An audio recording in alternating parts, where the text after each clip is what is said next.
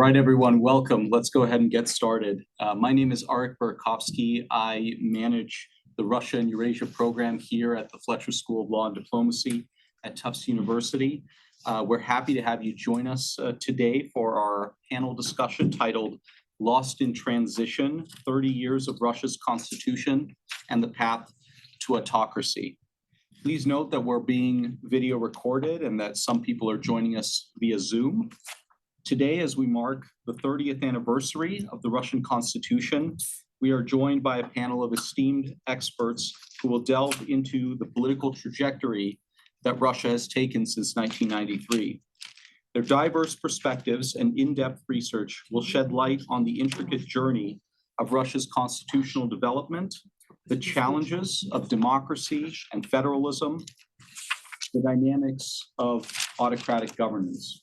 This conversation promises to be both enlightening and thought-provoking, offering a deeper understanding of the pivotal moments and decisions that have shaped the current political landscape in Russia. We look forward to a fruitful exchange of ideas and a stimulating dialogue.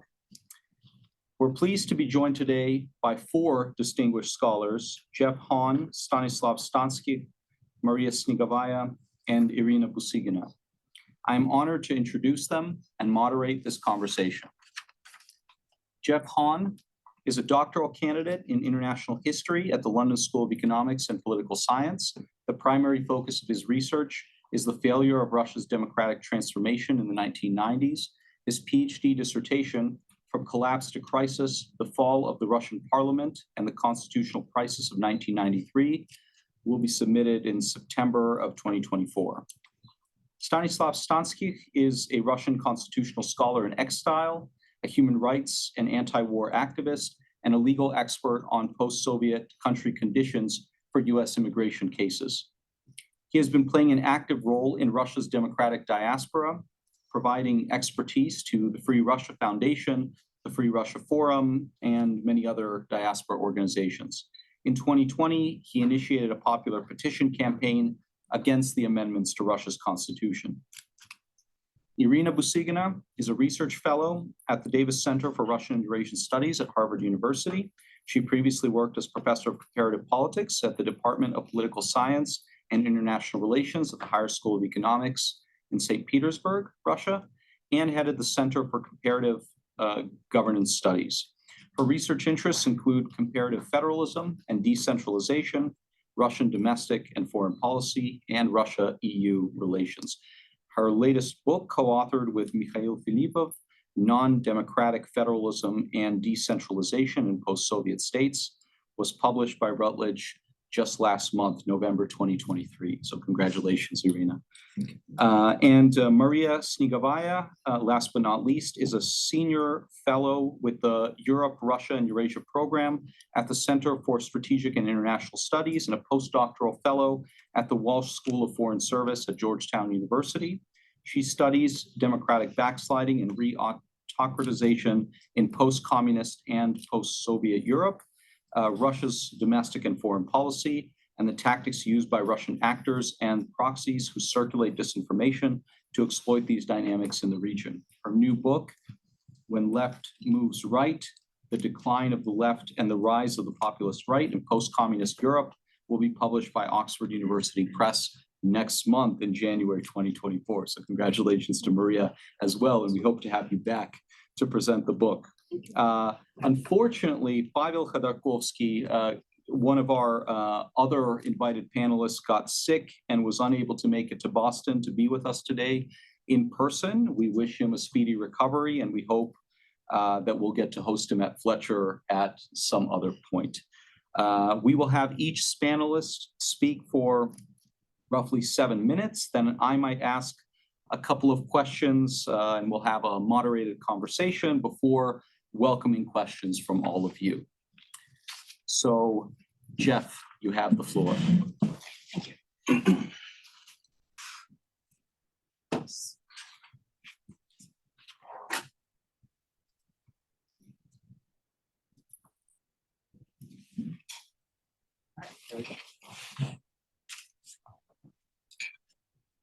Okay, Thank you, everyone, and thank you to my fellow panelists and our distinguished host.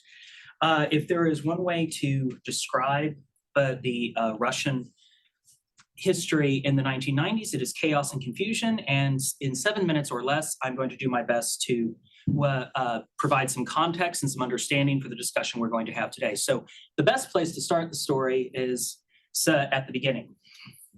So the results of the constitutional crisis of 1993, which was when Yeltsin issued a decree to dissolve the parliament and the previous constitution that they'd been operating under from that time, where the Congress of People's Deputies, elected in 1990, was abolished. The Constitution of 1978, which had been amended multiple times since then, was also abolished. The Constitutional Court, first enacted in 1991, was suspended, later reestablished, and the new Constitution adopted December 12, 1993. At the same time, there were new elections for the new two-tiered legislature, the Federal Soviet and the State Duma. This is the constitution that is still in effect today and was the method by which Vladimir Putin was able to consolidate power. My dear colleague, William Parlett of Sydney University, argues that the 1993 Constitution establishes the precedent of crown presidentialism. So, the reactions to the constitutional crisis at the time were fairly mooted outside of Russia. In fact, in many places, they were welcome and cheered, as the Congress was seen as a relic of the Soviet past, something that needed an obstacle to reform that needed to be removed. So reactions within Russia were more mixed. Roy Medvedev noted when speaking with members of the German SDP, how would you feel if the same thing had happened in your country? The response was obviously, well, Germany is not Russia. And Oleg Rumstayev, deputy chairman of the Constitutional Commission, noted of the December elections, what kind of election is it when parliament is burning? So was the parliament legitimate? That is a difficult question, but my research thus far shows that it was in many ways legitimate and democratically elected. Now, it's important to note that this was the parliament elected in March 4th, 1990, which was one of the largest elections ever conducted anywhere, as it was the national or subnational and local elections across not just Russia, but also Ukraine, Belarus, and several of the other constituent republics of the USSR. This was not the election for the USSR parliament, which had happened previously, where there was reserved seats for party organizations and quite a bit of ballot tampering to ensure a favorable outcome. But it was still not fully free and democratic. It was still held under Article 6 of the USSR Constitution, which banned all other political organizations. 86% of the deputies were members of the Communist Party of the Soviet Union. Now, however, it was much more free than the 89 elections which had come before it. So some of the statistics here, in the 1,068 seats, the majority of them were competitive. Some of them were highly competitive. And then the Congress actually went on to do a lot to establish Russian sovereignty and accelerate democratization. It created the Constitutional Commission, whose goal was to draft a new constitution for Russia. It declared Russian sovereignty within the USSR, June 12, 1990, affirmed the creation of federal structures, a presidency, a vice presidency, a constitutional court, adopted a federal treaty to protect the rights of citizens, not just of Russia ethnicity, but all the constituent ASSRs. But there was also a good deal of structural problems because it was a hybrid democratic socialist system. The deputies were not paid unless they were members of the Supreme Council, the second layer of the Congress. The Supreme Council was rotated to allow deputies to serve, which broke down expertise. It ultimately refused to agree to new elections unless Yeltsin, who by that time became president, also agreed to elections. And it also contained a radical fringe who alienated many Western donors, or many Western partners and segments of Russia's population. Ultimately, I've concluded that Klaus and Pierre were quite correct when they said that trying to do more than one thing at the same time often leads to failure, especially in statecraft. There were a litany of problems that the Congress was trying to comprehend and Russia was trying to comprehend with. The downward economic pressure, the federal nature of Russia in itself was a great challenge, a bitterly divided democratic opposition, no clear civic national identity. There were many efforts to link the Congress to the Constituent Assembly of 1917, but this ultimately fell flat, and we saw how Yeltsin went on to adopt many of the imperial regalia and symbols because he essentially couldn't be bothered to come up with anything new. And then there's also the failure of leadership. And this is where I think the majority of the burden of blame rests on Boris Yeltsin. He was the chairman of the Congress for a brief amount of time before becoming president. He was also the chairman of the Constitutional Commission. He was political patron to many of the senior parliamentary leaders, many of whom turned on him and opposed him in the 93 crisis. He had the political will and consensus to push through substantial changes and democratic reforms if he had prioritized those. He chose instead to consolidate his own power and pursue his economic reforms. And this was very much in keeping with the style of governance that Yeltsin had come up with, but also his worst impulses were often catered to and reinforced by those around him and by his Western partners, rather than people trying to steer him towards a more path conducive for democratization. And as I'm almost out of time, my final thoughts on this is that to the first Congress, despite its many problems, elected Yeltsin as chairman, contrary to the express wishes of Gorbachev and the CPSU apparatus. It voted overwhelmingly to declare the sovereignty of Russia and renegotiate its relationship with the political center, and there went my slides. Okay, yeah, ultimately, the Congress was a flawed parliament, but nevertheless, it was still a democratic parliament that was elected in a flawed, yet still fairly free election. And it had the law on its side in the 93 crisis. Unfortunately, Yeltsin had the legitimacy, and ultimately that was what happened because, as Mao rightfully noted, power grows out of the barrel of a gun.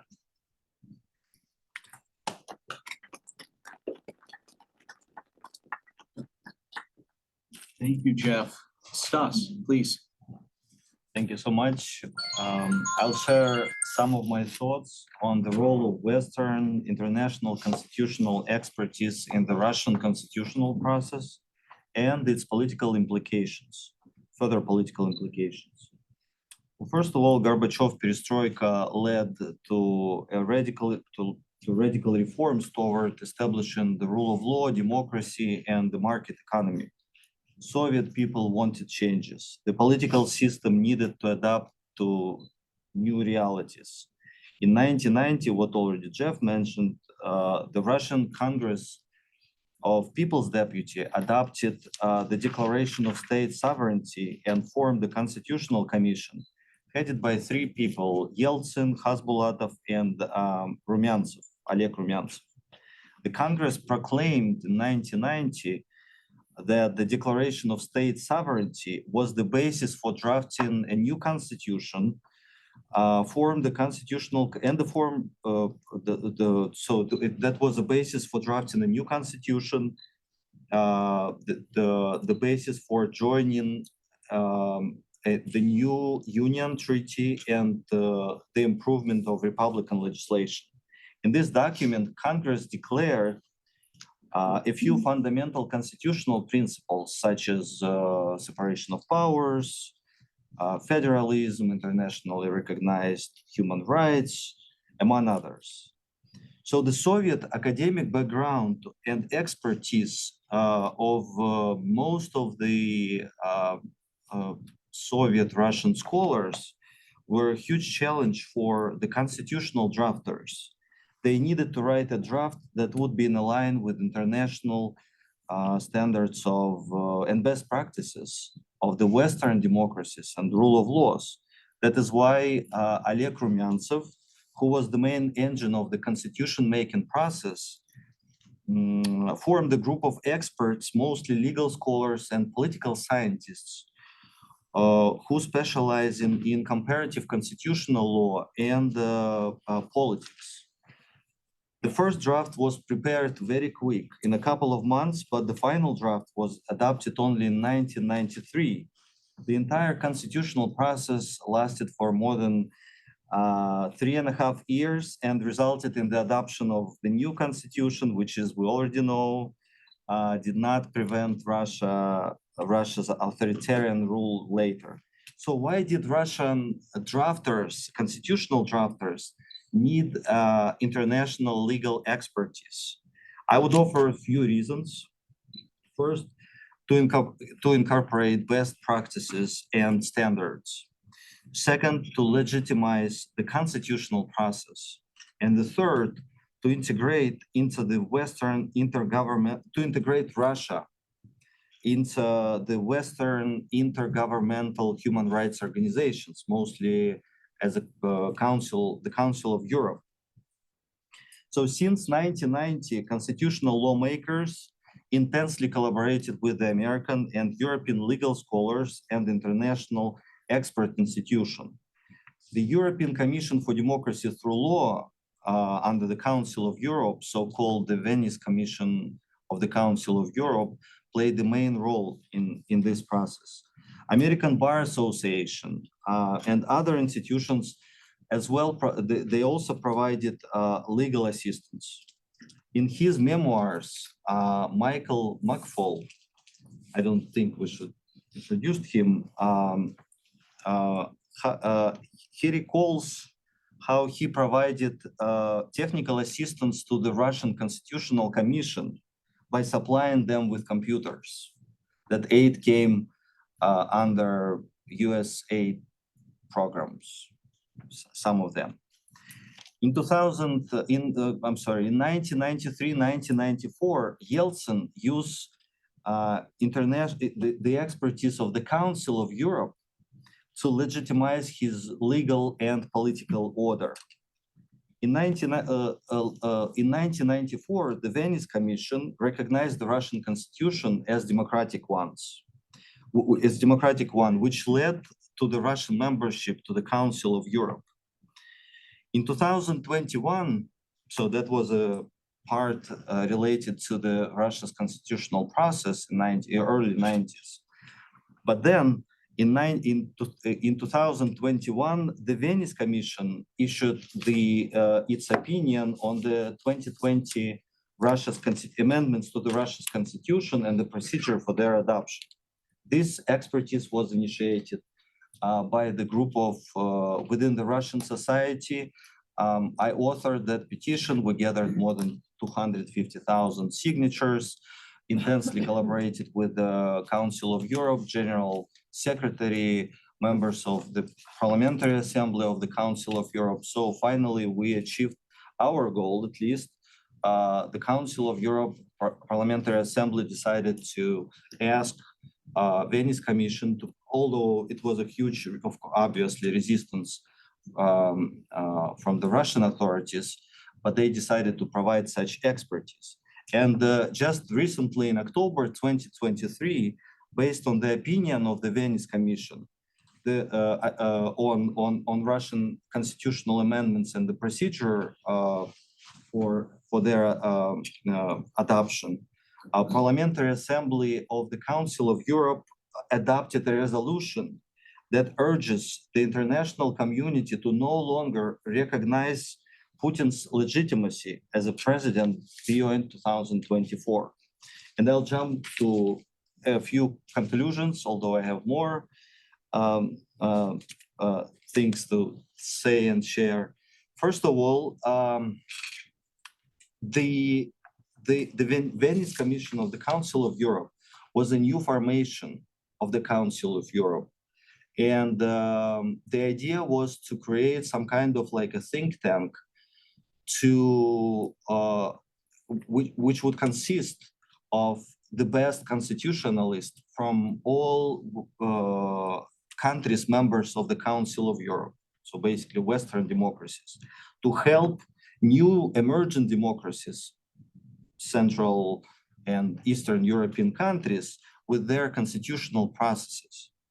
So unfortunately, and we already know it, because Venice Commission recognized Russia's constitution as democratic one, they did their job not so well.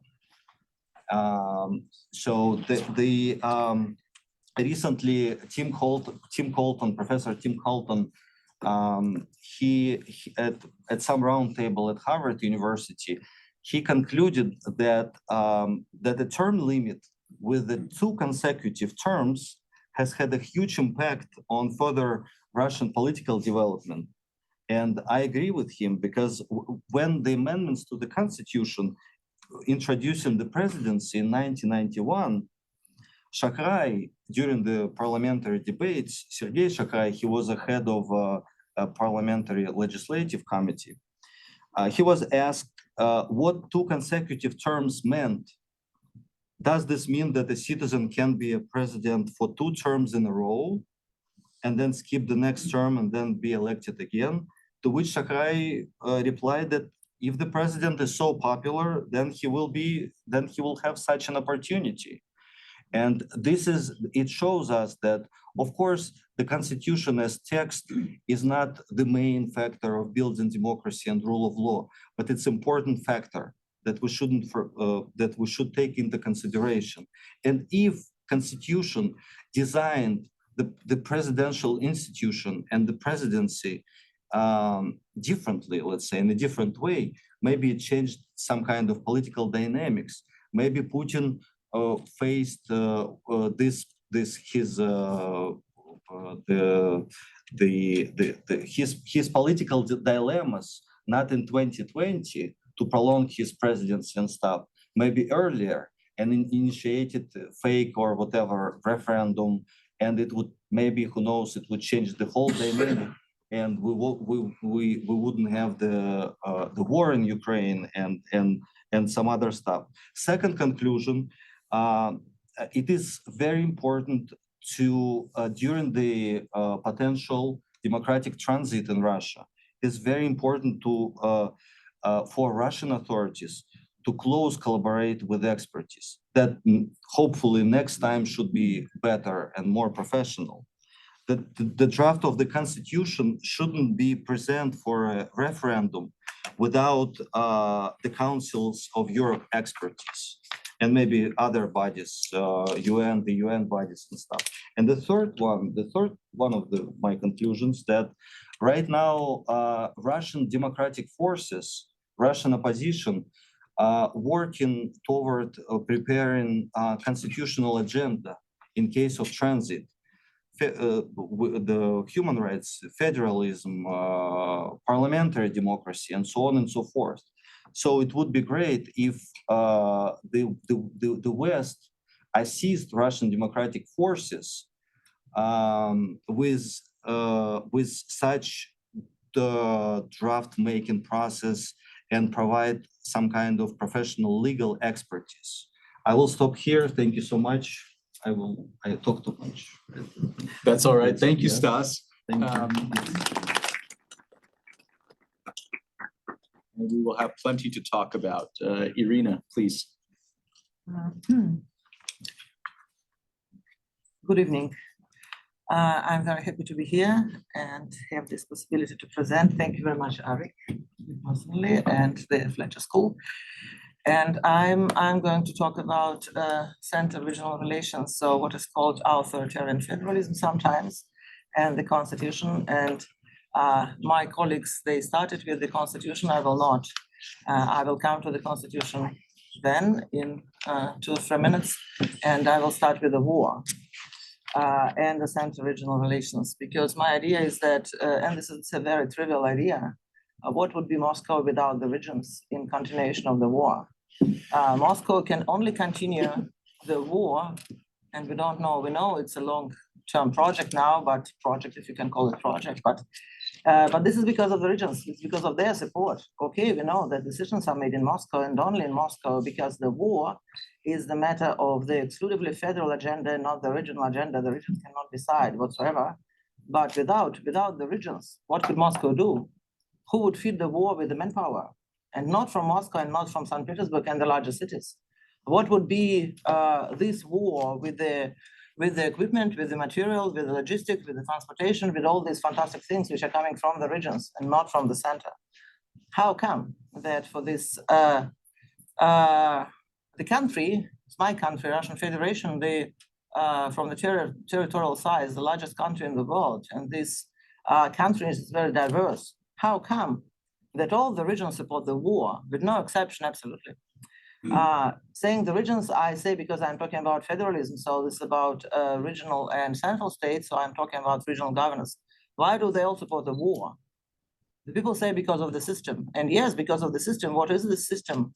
The system is called power vertical. However, in the many of the papers, you would see this word combination, power vertical. Is it power vertical when we say, if I come over this combination power vertical, I imagine that this is total subordination. Is it the fact? No, it is not. It's much more sophisticated system when you would have this total final centralization, meaning the political things like the patriotic agenda in the regions, and previously the other things like the social obligation of the state or the guarantee of the results for the incumbent or for the United Russia Party. But now, so this is plus the patriotic agenda. But in the other dimensions, in the other spheres, the regions have they have the room for maneuver. So they have it, and they are not the poor victims of the regime. They are the stakeholders. They profit from it. They are the smaller brothers of the Putin himself, and the Putin small internal circle and inner circle. And how do they? What is the system? How the system works? Or what is the fruits of the system? And the fruit of the system is that in this way, the Putin is making his coalition multilateral. So multi-level. It's a multi-level coalition. So this is a small it's a small inner circle, and then this is a broader coalition. But this is one coalition. So it's one coalition, and the interests, the incentives of the regional governments are structured in a way that they even, they prefer to put a shoulder even in the times of the policy failures of Moscow. And the major crisis. This is not only the war, but this is also the times of the COVID-19 pandemic.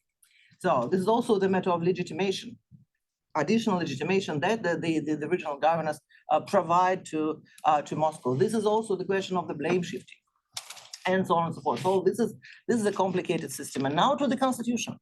And the constitution said that Russia is the only one in the whole post-Soviet space. Russia is the only constitutional federation. Is this the constitution to blame? And this is my main point for my 7 minutes, that this is not the constitution to blame. It's not about the constitution at all, I would say. So this is why. First, the constitution is, how political scientists would say, constitutions are incomplete contract. They are not complete, and they should not be complete. In the federations, we can illustrate it by the fact that if the constitution would be complete contract, then it would be no space for changing, if we are talking federalism about the center regional relations, no space at all to adapt to the new challenges, domestic and external.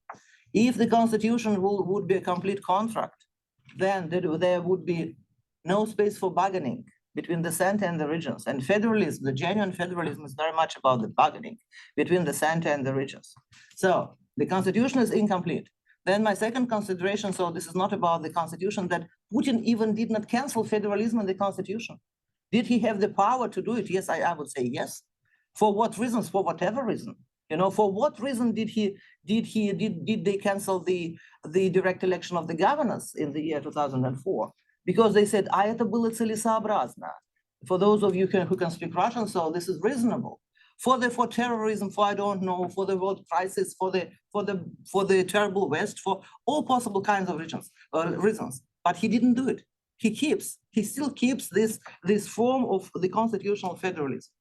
Without, we understand that the practices of center regional relations are not federal at all. My next consideration, why the constitution is not that kind of, it's not about the constitution that much. This is about the safeguards of federalism. Federalism is not self-enforcing thing. It cannot self-enforce. Federalism depends very much on the safeguards. So this is plenty of literature on this thing. So federalism is about how the constitutional court is functioning in resolving the tensions between the center and the region. What do we have with the elections? Are they fair? Are they competitive? What kind of the elections do we have? And at the end of the day, and this is very important, federalism is about political parties. What is the political parties? Federalism do not work without political parties. The thing which we don't discuss at all, by the way, then talking about the future project of Russia, what's going to be with the political parties? All of these parties supported the war. So, and my idea, so again, I already told you, this is not about the constitution.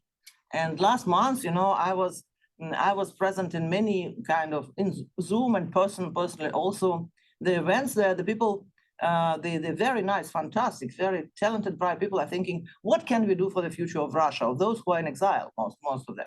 They say, what do they do?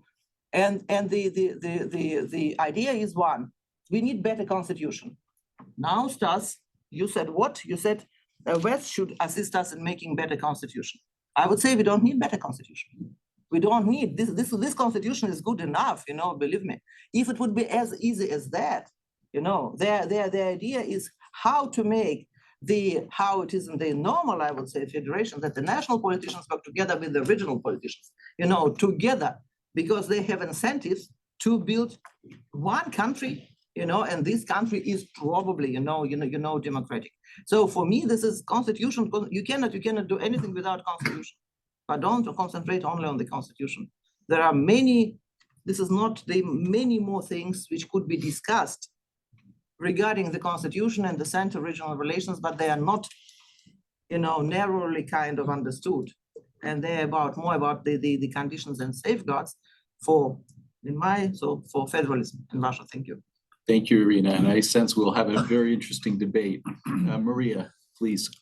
I'm going to go back to Jeff's original presentation, since my approach is also a little bit more for historic analysis. So we are here today to discuss the 30 years since the Russian Constitution, and in recent years, there is a tendency to present the 1993 Constitution as Russia's original sin. So it wasn't, as the argument goes, and I think Jeff did a great job presenting it. If it wasn't for the Russian Constitution, Russia was on its way to becoming a democracy. But here comes Yeltsin, he clashes with the Russian parliament, passes this authoritarian constitution, and things go downhill from there. So I, in my research, eagerly dispute that point.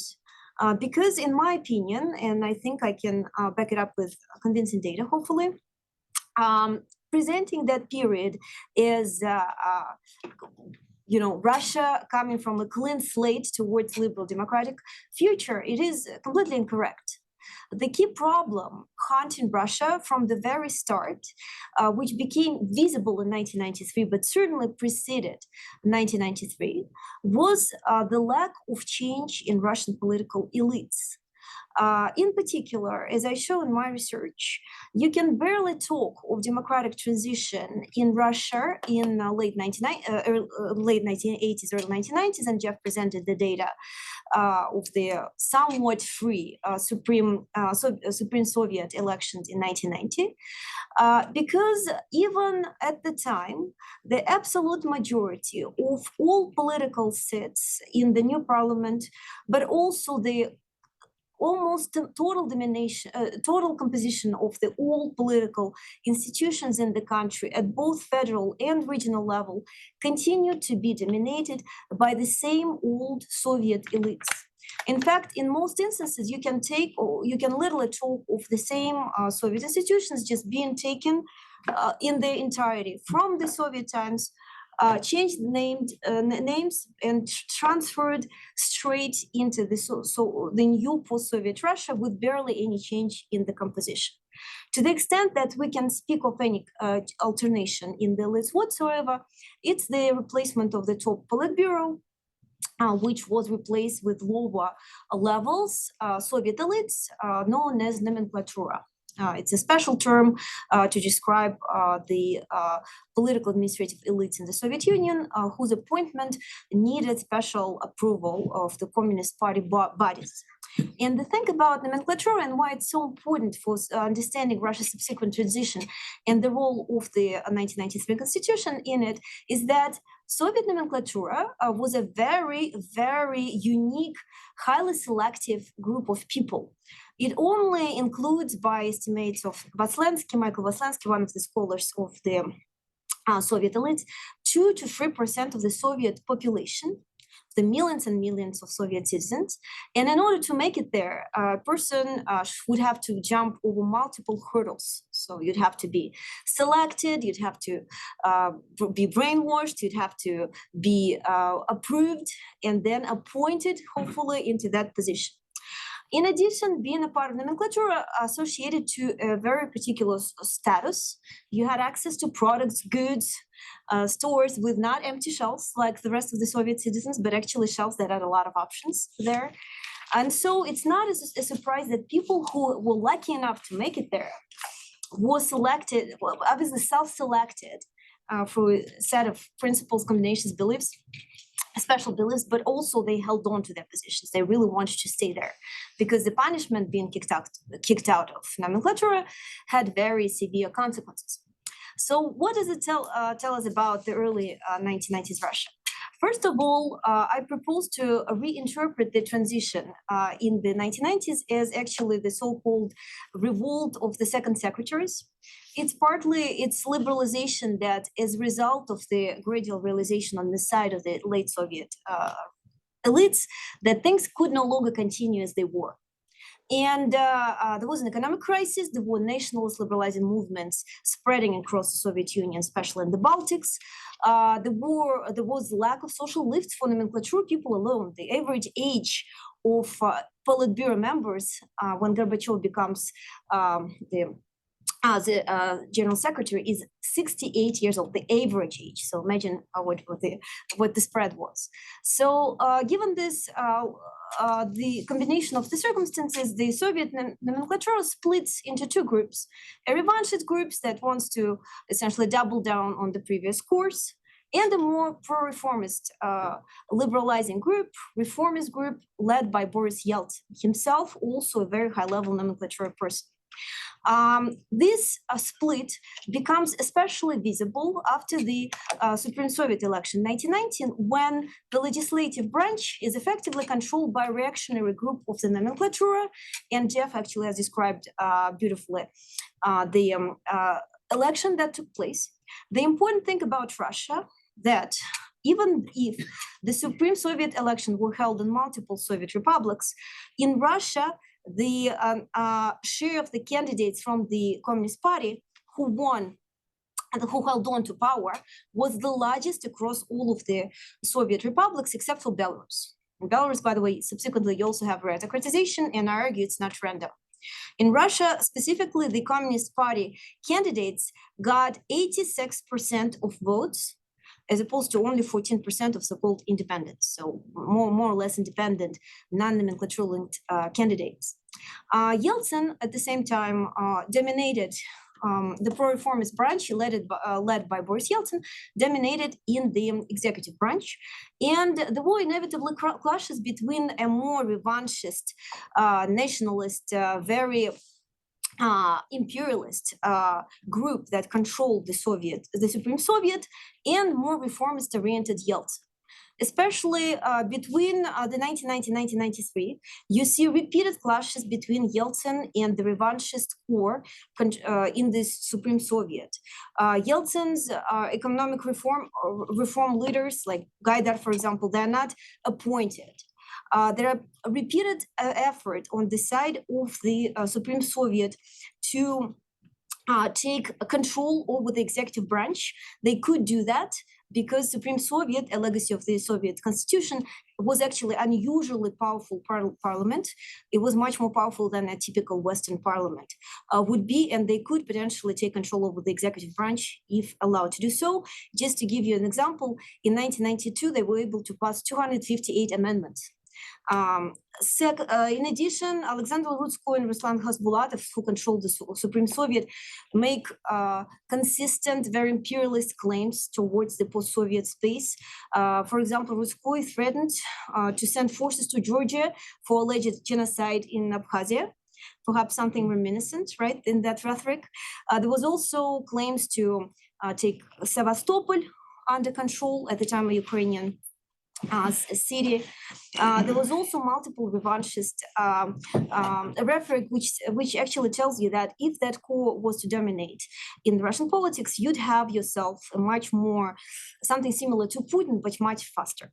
So from that perspective, Yeltsin essentially had no choice, but in order to push forward the reforms and constrain this revanchist, aggressive, anti-reformist group, to clash with it, especially given the fact that they were becoming violent themselves, tried to occupy the TV station in Moscow, etc., etc. Ultimately, however, the revanchist core, this nomenklatura group, ended up dominating under Putin.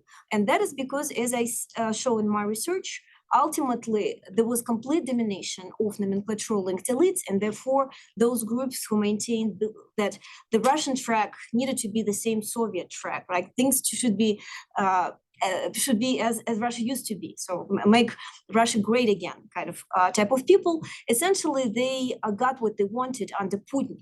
The problem is that whether Putin, regardless of what Yeltsin did in 1993, again, given the composition of the Russian elites, this track was probably inevitable. Nomenclature-linked elites dominated on top of literally all levels of Russian power, all the institutions. The replacement of the elites was very limited, and there were grievances accumulating consistently throughout Yeltsin's period, actually pushing him already later in his rule to take increasingly more revanchist stances. The most prominent example would be Primakov's U-turn over the Atlantic when NATO started bombing Belgrade. So in one way or another, unfortunately, Russia's reversal, I think, was inevitable because we cannot just look at the institutions per se. Constitution is just another institution, just another product of the political system, of the composition of the elites. It's epiphenomenal to other societal processes. And the reality in Russia was and still is that there is a lack of vibrant civil society, which is able and willing to push forward the change. As long as the situation in Russia remains the same, and unfortunately still is, if anything, it's getting worse, we're unlikely to see any radical change, and no perfect institutional design, no matter how great the constitution or how well intent one political leader, is going to be able to change that track. Thank you.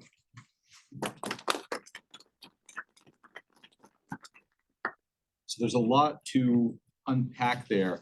I guess I'll start by saying that there's an interesting dichotomy in terms of the role that individual leaders played in Russia's path to autocracy as compared to the systemic factors that you discussed. And so I'll ask this of Jeff and Stas.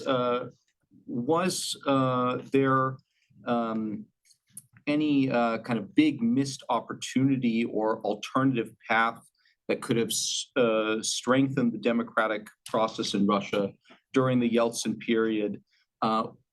Was Russia's turn to autocracy truly inevitable, as Maria describes, or was there a kind of point of no return, whether it was 1993 or later, 1996 with the rigged presidential election, 2000 with the ascendance of Putin? Do you have a sense of who is to blame, so to speak? Jeff? So I am of the opinion that the democratic trajectory was very real up until 1993. My opinion is that in 1993, Yeltsin dug Russian democracy's grave. In 1996, he pushed it in, and in 2000, Putin finished burying it. I think it was a gradual process. The point I come to is Yeltsin was a man who had a lot of political legitimacy as a product of his emergence as the opposition leader in waiting to Gorbachev. And he was very controversial even at the time, but despite the failures of the institutional problems with the Congress of People's Deputies, and despite Gorbachev's direct condemnation of him, he was able to become chairman of the Congress. And then he was subsequently able to pass the Declaration of Sovereignty and create the office of the president, and then go on to win a popular presidential election while maintaining his position as chairman of the Constitutional Commission. I think if there was a turning point, it would have been after the August coup or after Belazov, when Yeltsin could have pushed for the adoption of a new constitution and to call new parliamentary elections, possibly also for a new presidential election. to renew the mandate under a new constitution and to adopt a new constitution, because you'll correct me if I'm wrong, but I believe that there was enough of a draft in existence for them to have held a referendum shortly after Belizhov. But instead, he chose not to even call a Congress after Belizhov and instead to only call a meeting of the Supreme Soviet. The Congress did not meet in full until that subsequent March, to push ahead with economic reforms and to not embrace the institutions that were in place. Yeltsin remained prime minister of Russia until October of 1992, while simultaneously being president. And he was also defense minister for a while. So while he was also head of the Constitutional Commission, and he never exercised leadership over the organs, over the institutional organs he had control of to push forward the democratic project, except when it was in his interest. He used the Congress as a ladder to climb up. And just one point that I do want to make is, this is one thing that does bother me. The 258 amendments to the Constitution, it's true that those were constantly adopted, but that's because Yeltsin wouldn't bring forward a full draft of the Constitution. So they had to keep amending and adopting the 1978 Constitution to get it to work. And then a lot of those, like 85 of those, are actually when they adopted the federal treaty in full into the 78 Constitution. And the other point I do just want to point out is that Kozbolatov and Rudskoy were both Yeltsin's handpicked men. It was his vice president, and it was his first deputy, subsequent chairman of the Congress. So he had a relationship with these people, and he could have continued to work with them. But when there was power to be had, he was unwilling to share. So that's my thinking on it. Thank you, Jeff. Stas? As a constitutional scholar, I'm not in the position. I don't feel confident to have a strong academic argument regarding the political process and possible alternatives throughout this 30 years. But were there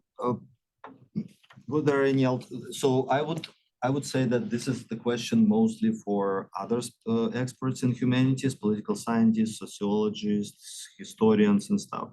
But I would say a few points. First, I agree with Jeff that in August, or maybe maybe later, August 1991, it was a very important, how to say it in English, точка bifurkacji. Inflection point. Yeah, yes. Inflection point. Inflection point that Russia missed, because Yeltsin has a unique opportunity to quickly adopt the, or at least provide the draft for referendum, set up a the call for referendum and constitutional referendum. And he didn't do it. And again, what I already mentioned, in 1990, when the Constitutional Commission began its work, they relatively quickly and prepared a very good constitutional draft, like in a couple of months. And back then, it was a very good consensus inside the Congress of People's Deputy. And what shows us this Congress, one of it's very symbolic that the Declaration of State Sovereignty is show us this consensus, right? Mm-hmm. So in 1990, it was a good chance to quickly draft the Constitution and adopt it in 1991. And there are maybe other alternatives. Also, one of the historical lessons that many of Russian or Western scholars observed, that Russia didn't conduct lustrations. Lustrations, they weren't on a political agenda. For different reasons, you maybe have a better explanation those reasons. But definitely, because Russia didn't go through this transitional justice and lustrations, in Russia, we didn't have this very necessary rotation of power, rotation of elites, and so on and so forth. While other post-Soviet republics, they had, the countries of former post-Soviet, post-communist bloc, they had a very successful experience of transitional justice. And now they are way more successful. I mean, they are successful, let's say, in terms of building democracy, the rule of law, and the other stuff. So I'll probably stop here. And do you refer this question also to Irina, or it's only for? So I'll be I happy would to have Irina respond, but first, 'Cause I can I have a have comment. Maria touch on the issue of why lustration Yeah. and transitional justice did not happen in Russia? Yes, and also on the issue of hypotheticals, if possible. Quick comment to Jeff on Rutskoy and Hasbulatov being, Rutskoy was handpicked by Putin, by Yeltsin, but they changed the ways. The thing is that they originally embraced more, they were much more pro-democracy, much more pro-reform-oriented, that they subsequently radically changed the narrative. And Rutskoy in particular became in staunch opposition to Yeltsin. But it wasn't Yeltsin who changed, it was their rhetoric who changed. They became, as I said, really eager revanchists and nationalists. It's on record. You can really trace what they were saying. So it's not so much Yeltsin who changed. It was gradual. It was perception of unpopularity of reforms and unpopularity of Yeltsin's track, which subsequently made Rutskoy and Hasbulatov become much more revanchist and anti-Yeltsin, anti-reform oriented. It was ultimately the issue if you want to continue reforms or not. So I wanted to flag that. So could have Russia become liberal democratic? I mean, obviously, the world is full of opportunities, everything is possible. But we also have data, and as a comparativist, I tend to rely on that. We have the data on the third wave of transitions, of which Russia is one of the very, very many. The liberalization of the late 80s, early 1990s happened in all of the Soviet communist bloc, but also Latin American, some African countries, some East Asian countries. So what we see there is very consistently the same pattern that emerges, that countries that liberalize very rarely continue on liberal democratic track unless they have preconditions for it, including vibrant civil society, previous history of democracy, southern democratic existence, institutions, proximity to the West. Of all the countries in the post-Soviet, post-communist bloc that took this route, right, of course, the Baltics, some with a degree of variation, post-communist countries, all had vibrant civil society, democratic experience, no matter how short, closer ties to the West. None has the imperial history that Russia has. So Russia literally had no preconditions. Second, we just finished composing a data set on nomenclatural continuity in post-Soviet countries, where Russia is not alone in this huge number of nomenclatural folks who survived on top of new post-Soviet independent states politics. But most of these countries, most of them, of course, in Central Asia, most of them who have such a strong domination of nomenclature on top, they don't end up liberal democracies, right? They go back straight to autocracy. I'm talking Central Asia, of course, Russia. The only two exceptions are Moldova and Ukraine. So you can argue, yes, Russia could have been Ukraine and Moldova, but I think at this point, we are quite certain that Russia is not Ukraine. They are very different countries, unlike what Putin tries to believe. So historical precedents are not there. Russia just did not have preconditions for liberal democracy, and I'm afraid no matter what the choices would have been, Yeltsin done better. He could have done better, but ultimately there were no structural factors in place. And one of the structural factors is, of course, the lack of illustration. But again, how would you expect nomenclatura to illustrate itself? Like literally come to a person and ask them to decapitate themselves, right? That's not going to happen. And the fact that Yeltsin was reluctant to do it, himself being from the high level of Politburo is completely understandable. If anything, given his background, I think he deserves some credit for the degree of reforms that Russia was able to achieve. Russia actually reformed more successfully in the 1990s than Ukraine or some other post-Soviet countries. Unfortunately, again, it wasn't going to last. But to the extent that agency was at play there, I think Yeltsin did a lot.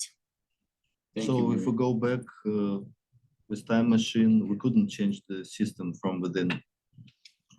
System should be changed from outside. Dependency. Dependency was Right. very. So looking at historical precedents, all the liberalizing countries in the third wave, the post-Soviet space, right? We see that large probability is with the fact that Russia would re-autocratize. Who from the Western political scientists predicted the collapse of the USSR? Almost no one. That show us that political science has its own limitations with their predictions based on data. So let's talk to another political scientist. Irina, please.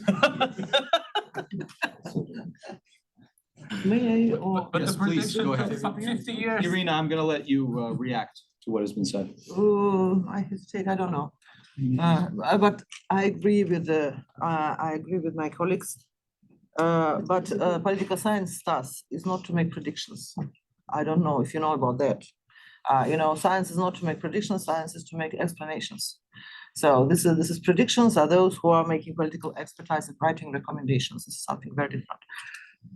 But what I wanted to say, apparently there are no economists in this room, right? I suppose, or economic historians, because otherwise they would say, what are you talking about? What kind of the constitution? So what is what? Because your question was not, we are talking about the constitution today, I understand, but your questions was much broader than about the constitution. Yes, it was. absolutely. Yes, it was the question. So for me, the crucial factor, one of the crucial, I'm also not, I'm doing some political economy, but I'm not an economist. But the economists would tell you that this was very much about the economics and the way the economics reform were made in Russia when two people, namely Mr. Gaidar and Mr. Shubais, the head of the Roskobomushista, started to make reforms having absolutely no idea of how making reforms in such a country. And this is understandable. It's not that they were, I can say idiots. No. They were fantastic. They're candidate nauk, they're candidate of sciences, or even doctors of sciences, but with no practical experience and the idea that we need to make reforms as fast as possible to prevent the reversal. And this was the price. So, and this was how the privatization was made. You could see how these economic institutions were introduced. The speed for such a country, while the whole groups, the main groups, those who were working, the employers of the large state-owned enterprises, who were privileged, they were not nomenklatura, no, but they were privileged in the situation, and they lost everything. And since then, each reforms, they have their redistributed effects. And here the redistribution was detrimental, not for the democratic reforms, but for any reforms. And since then, the word reforms, in the Russian kind of mentality, had a bad connotation. So this was the combination of factors, and I understand. And it was when then Yeltsin had to ask for support for his re-election from the freshly made oligarchs, and we were talking about oligarchic capitalism, and then came the state. So this is the whole combination. But I think that the economic reforms was also the way they were made. This was the core. And I think that begs the question, if we're looking to the future. Stas alluded to the Russian opposition now considering what constitutional reforms might look like. Perhaps it's not the constitution that should come first. It should be economic reforms, lustration, and transitional justice, and so on and so forth. But Jeff, you have your hand. Yeah, so just on that point, my dear colleague and I were discussing that earlier, and we came to the conclusion that part of the problem was when you try economic reform without a basis of commercial law or a functioning judiciary, you're essentially trying to make bricks without straw. But if I could just briefly unpack on the question of lustration, because this is actually a very interesting point in the 1990s, because you have the first and probably the last session of the Russian Constitutional Court in 1992 to 1993, chaired by none other than Valery Zorkin, still the chairman of the Constitutional Court to this day, although he was out and he was back in. People call him the zombie justice.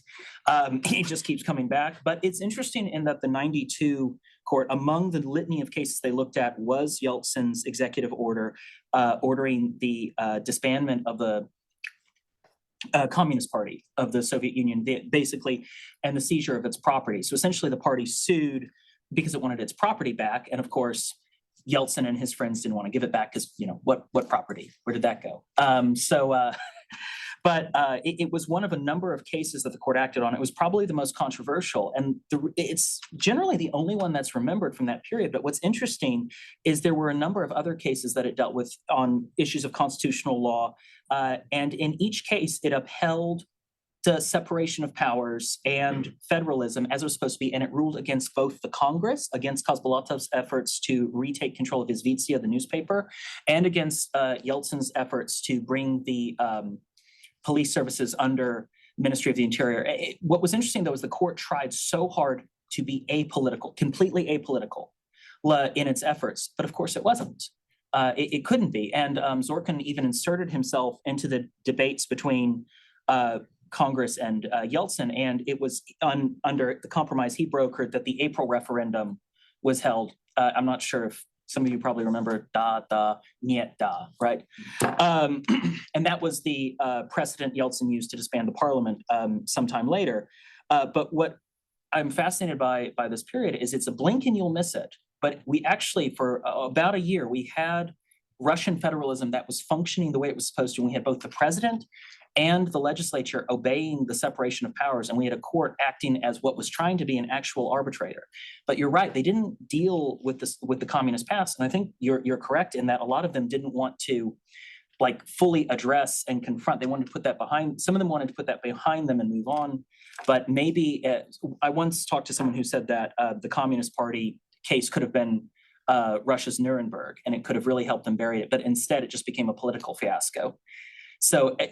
Yeah, that's my point on that. So I have many more questions, but I would like to turn it over to all of you for questions. So please, if you raise your hand, I will call on you. Please introduce yourselves and ask a question. Yeah, I mean, I'm Vasily Gatov. I'm a scholar and journalist. I think I'm the only one who witnessed it in person.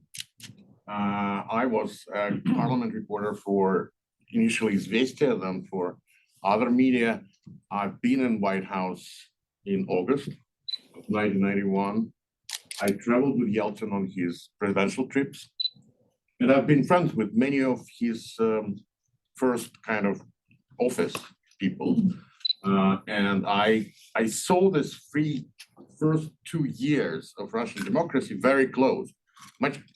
Parliament journalists, the government reporters, and they have very special relations with people of power and around power and kind of advising power. What Gaidar and Chubais were doing, they were hastily doing whatever they could. Because in Yeltsin's office, which started very democratic, very open, every day with consolidating of power comes the Tsar. It becoming less and less accessible. Yeltsin is becoming less and less interested in ruling, but he's interested in controlling. So, and when you speak about Hezbollah and Hutskoy kind of big, they just felt the intrigue. They wanted to squeeze into this consolidating power and get there, as they thought, fair share. Many people, my very good friend was at this time Shahrai's personal aide. The person who really kind of carried this copy of constitution that came from Sobchak with who returned the kind of padriat, again, because there was a draft with no padriat, and then it went to St. Petersburg and came back with Sobchak writing it in with 3 exclamation marks. No, but that was already in the Russian constitution, not even. Yeah, but the draft that was in April, It was 1992. there was no patriot. I mean, just to In a row. the case is, can Russian president be elected more than twice? And in the constitution, currently said can be elected only 2 terms in a row, and then he can make a pause and elect again. What Putin did. So I can say yes. I mean, there is a number of very important theoretical conclusions about that, but in fact, people were trying to get as much power as possible in a situation of power vacuum. People who, as you said correctly, Gaidar and Chubais, they were just in a hurry because they realized every moment it can end. And other people were building intrigues. And these intrigues played much more important role than all the political science considerations or economy considerations. I mean, you remember, the country was falling apart, literally falling apart. I mean, especially in 1991, 1992. Yes. I don't. Sorry. Hello, my name is Mark Thomas Patterson. I am a PhD candidate in history at the University of North Carolina at Chapel Hill, where I look at US-Russian security cooperation on the 1990s, with particular focus on arms control. My question, and this goes back to something that Jeff brought up earlier, is on the building of the legal state in Russia. And as somebody who studies the year 1992 in particular, it seems like from the US side and also from the Soviet side, there's very little idea of what's going on. And I don't know who this would be the best person to ask to on the panel, and I guess you can decide how to answer it. Was there any concern at the time amongst Russian legal scholars or Russian jurists on how to build a functioning, on how to apply these constitutional concepts into Russian civil law or criminal? I would say probably Stas and maybe Irina, given that the Federation Treaty was in 1992. It would make sense to hear from you. Stas, do you want to go first? So could you please rephrase your question? Yeah. What I'm really interested in is how the Constitution is passed in 1990, 1991. And then in 1992, with the creation of a sovereign independent Russia, these concepts have to be applied and to a newly sovereign state. How did this process of implementation work? Were there, if that makes sense, how did people take the constitutional concepts and implement them in running? You mean setting up a functioning judiciary? Setting up a functioning, thank you very much. It was a parallel process, as Jeff already mentioned, that simultaneously we observed 2 processes: the drafting of the new Russian constitution and the tremendous amount of amendments into the existing Russian Soviet constitution, including the institution establishing of the Russian Constitutional Court and the presidency. So it was very complicated process with a lot of economic complications as well, and so on. Does it make sense for you? Yeah. I just want to quickly, can I comment, Vasily? Yes, sure. Yeah. So in October, so about this term limits on presidency. So what happened in October 1993? The Russian constitution, existed Russian constitution. Yeltsin elected under that constitution in 1991, and then Yeltsin presidential draft in 1993 had this phrase about this clause about 2 terms in a row, but the draft, as well as the Russian constitution, established age limitation for Russian presidency. the presidential candidate, any Russian citizen can run for the presidential office and shouldn't be older than 65 years old. So during this constitutional crisis in September, October 1993, or Октябрьский переворот, there are different interpretations. Yeltsin and his advisors, they removed this age limitation, which also somehow impacted the further political landscape and design. It's just a small factual observation. And I just also, I think you're absolutely right on Rutskoy and Kozbolotov and the intrigue. One person I interviewed who met Kozbolotov a number of times when he was Speaker of Parliament over a year or so said every time he met him, his office got bigger. I think these men's egos played a very big role in their inability to build a working relationship. Irina, did you want to respond? I can try. Also addressing what Vasily said, because I'm not a student of legal issues, absolutely, but you know how can Vasily, I can remember it as well as you do, but I remember something, but it doesn't matter because I think it's false remembrance. Because it was so long ago, I don't know, but I think it was very far from being like we are in the classroom and having an exercise and working on the exercise. It's not this. It's not an experiment.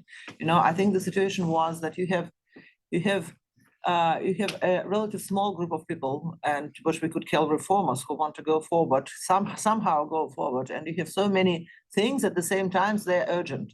All of them are urgent, so you need to have the priority. Somehow, probably again, you're making mistakes, and this is the high probability you are making. But in what I study in the center regional relations, I think the state was kind of institutionally was built. What you mentioned. So first, and what Vasily mentioned, it was literally the danger of the territorial disintegration of Russia. Absolutely, So the first thing was to prevent this disintegration. So first, you come with a treaty, not with the constitution.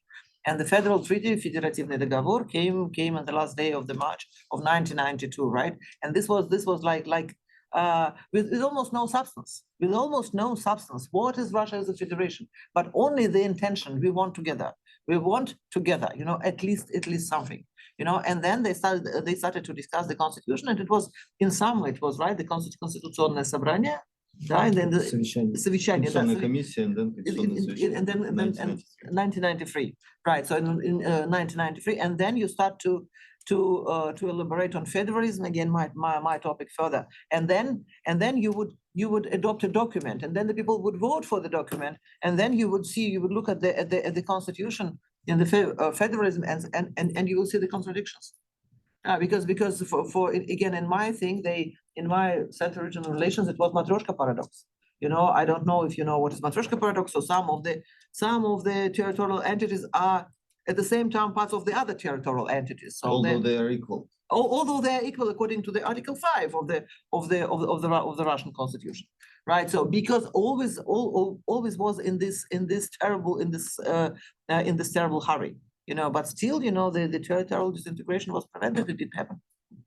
Gennady Burbulis, former state secretary under the Yeltsin administration, in his memoirs, he passed away, I believe, last year, 2 years ago. Last year. So in his memoirs, he mentioned that the elite, why the illustrations wasn't on political agenda back then, and he said something like that we like elite were too busy with economic reforms and как сказать, раздербанивание. Дачи государственные to распределять, distributing dachas and other assets among or inside the elite. And that was, that his observation. Let's try to take another question if we have another hand raised in the audience. Yes. Hi, Sarah Bond, second year Mullins student and leader of the Eurasia Club. So My question is, this has kind of been the conversation, or underlying the conversation is this idea of, is it the Constitution or is there other factors? And I think I'd really like to hear anyone's opinion on, is this the Constitution? Is there something else that could have been included in the Constitution that could have maybe not solved this, but it led us down a different pathway? Or due to outside factors, was that kind of an impossibility? And were those more powerful than the Constitution? Thank you. So I guess I'll start. I think that there were other paths that could have been followed. What those paths are hard to say, and trying to figure that out is that way lies madness. But definitely, I think that the Constitution played a big role, but there were definitely other factors at play here. I think Maria is correct in her assessment that Yeltsin very much was someone who was used to the patronal political system, and that was the system he understood, and that was the system he wanted to build. I also, one point that Irina made earlier that I think is very important, I'll quote Bob Charlotte, the eminent Soviet constitutional scholar here. He noted that for a long time, Russian liberals or reformers saw a constitution as a panacea to address, and this is Imperial Russia, to address Russia's inherent backwardness and bring it up into basically force it into modernity. And as a result, anytime reformers got a chance to make changes, they would try to push as far and fast as possible. We saw this under Gorbachev with perestroika, and then we see this again under Yeltsin with economic reforms, push it as far and fast as possible so that when there is, in their minds, the inevitable conservative snapback, not everything they've accomplished can be undone. So I think there were a number of factors at play here, but the thing that I keep coming back to is the leadership or lack thereof of leadership of Yeltsin and the people he promoted and the people around him, and the failure to have a clear vision of what they wanted from a post-Soviet Russian state. And when you read the documents from the 1990s, it's very much a period of reaction and counter-reaction to various political intrigues and moves. And no one really has a clear vision of what they want, except they want to be the boss. Maria, would you like to respond? Yeah, I just feel like kind of already responded to that.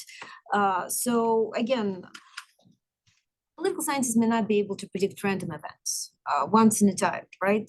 These things can happen that are impossible to predict. I don't know, a big stone may fall from the planet and from other planet and kill all the dinosaurs. Same, I think, is applicable to the collapse of the Soviet Union, or, for example, more recently, Prigozhin mutiny. But what we can predict, so this is the type of events, obviously there's a lot of uncertainty in the world. But there's also structure. In looking at the structure, we can tell you, will Prigozhin mutiny, for example, be able to fundamentally undermine Putin's rule? Chances that his mutiny wasn't going to undermine Putin's rule, and this is exactly what we're seeing, because there's a number of structural factors in place that condition Putin staying in power, unfortunately, for years to come. And political science can tell you about it. It can tell you that personalistic autocracies last as long as the autocrat lives, usually more likely to last this way, etc., etc., etc. Same when it comes to preconditions for democratization, for Russia becoming a liberal democracy. As I said, looking at the third wave of democratization, you literally see Russia has very few of the factors that would be conducive towards it. Irina mentioned the failure or unsuccessful conduct of the economic reforms. Certainly, the frustration about the reforms played a role, but me and Irina both come from High School of Economics, where also Rostislav Kapelyushnikov, an economist, made an analysis of all of the countries of the region that underwent economic reforms to discover that everybody hates reforms. The majority of societies in all countries absolutely hate reforms with variation, but still most countries hated economic reforms. And yet some of them survived and become liberal democracies, others collapsed back into autocracy. So obviously that's not the only factor, even if obviously the depth of the economic crisis and frustration conditions the degree of the reaction. Most problematic, I think, for the Russian liberals also to acknowledge is the fundamental absence of the strong, vibrant civil society. Even 1990 elections are very telling in that independent candidates, to the extent that they were able to secure any victories, as I said, 14% only of all the seats that were contested during that election, they won, guess where? Big Russian cities like Moscow, Leningrad, a couple more. Is that reminiscent of anything? I think for those of you who follow Russian politics today, very much reminiscent of where liberal opposition in Russia is able to secure some victories today. So unfortunately, some factors, they just stay in place and you're unlikely to change them. So from that perspective, has Yeltsin done certain mistakes and could have things been a little bit better? Yes. Could he have not appointed Putin, somebody with KGB, along with nomenklatura background, and things could have been a little bit better, mostly for post-Soviet countries surrounding Russia? Certainly. Shall we draw certain lessons, such as, for example, for international institutions need to push forward illustration if ever Russia is again weak and dependent on Western economic support? Again, yes. But have we fundamentally failed, missed an opportunity that it was there hanging? I doubt that. Thank you. I think we have time for just one or two final questions. If anyone has a hand raised. Would you like to respond? Yes, please. Yeah, do you want? I will. I know. We'll get to your question. I know Stas wants. Okay. He sits here and wants very much. Well, I see. I just wanna defend my guilt as a legal scholar and constitutional scholar. Just to want to be clear and for the record, that in legal scholars, we don't think that panacea constitution and especially just the text of the constitution is panacea from everything. But we do understand and believe that the constitution and more broader, the constitutional process, not just the text of constitution, but the constitutional process is a very important factor of, you know, political dynamics and so on and so forth. That is why we should more closer collaborate, scholars in humanities, you know, sociologists, political scientists and stuff. And I have a no, they are not from humanities. But and Here you said most importantly not coroners. Irina mentioned that constitution, the Russian constitution is good enough. But I have a question about, are you satisfied with the federative model in the constitution? This residual competence of the regions, остаточная компетенция, almost zero in the constitution. How about just a few sentences about local self-government? This constitution did not prevent this counter reform of the formation of Federation Council, which disbalanced further disbalanced the separation of power in Russia, and so on and so forth. So, are you satisfied with the federalism in how it put in the constitution? Yes. Yes, I am. Yes, I am, and this is with the purpose. It's not just I'm just satisfied for unknown reason. This is for, I would say, for political reason, because for the not political but for the practical reason. Yes, you are right. The residual competence is maybe not the best, and the delimitation between the center and the region, Moscow and the regions, is not the best thing. Yes, but you know, Stas, you want to make it easy. I want to make it complicated. Because I think there are no easy recipes for the country like the Russian Federation, because this is how you divert attention, you know, from what is really important to what is important but not that important, you know, and that's why how the people escape discussing the complicated things, as if Russia is already, you know, as if this is about the constitution. But this is the answering to the previous question and also to you, you know. So I'm thinking, what is the constitution to me? As a political scientist, I'm not again the students of legal things. You know, for me, is what I can learn from the constitution about the country. You know, if I study the country on Venus, you know, and I only know the constitution. What do I know about this country? And I would say not much. I don't know much.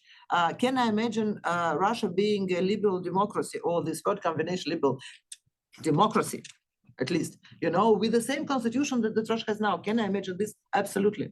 Absolutely. I even don't need, you know, to torture my imagination. But what we have at the end of the day, we have personalist regime with the same constitution. So tell me, what do I learn from this constitution? And what do I want to change if I want a different future for my country? But at the same time, I take for granted that there is no country, this is an attribute of any country to have a constitution.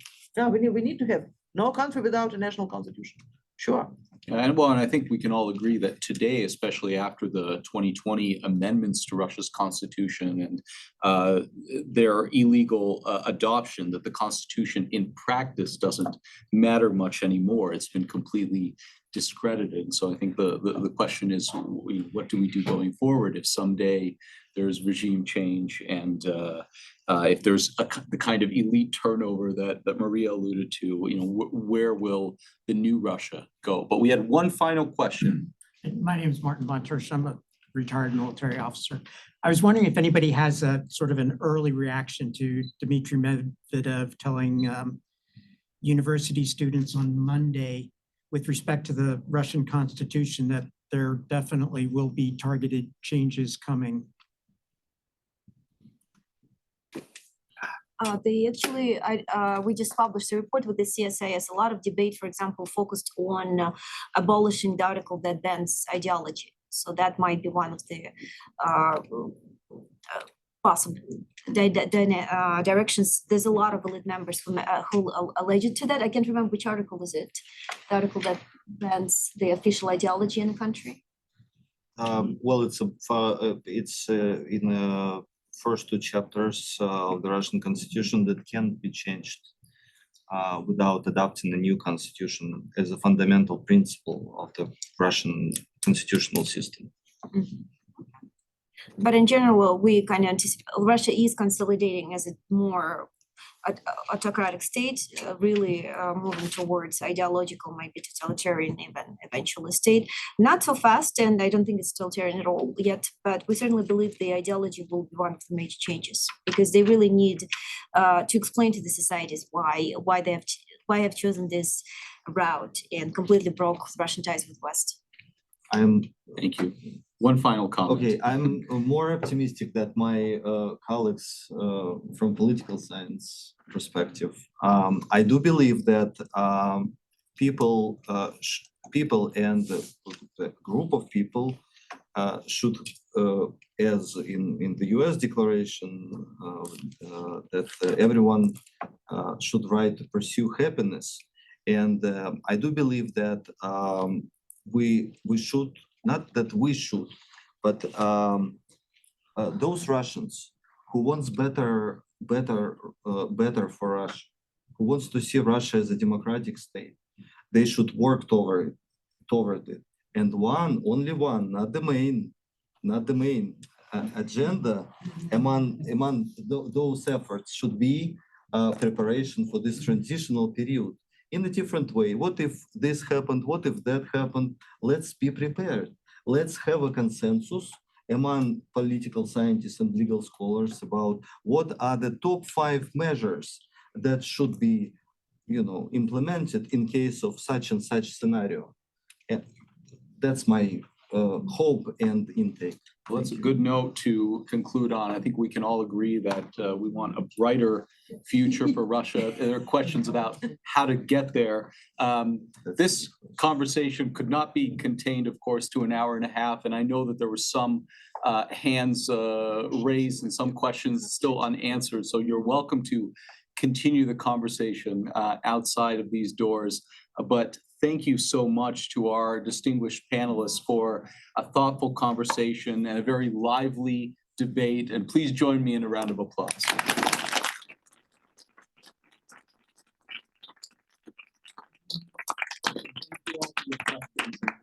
Tonight.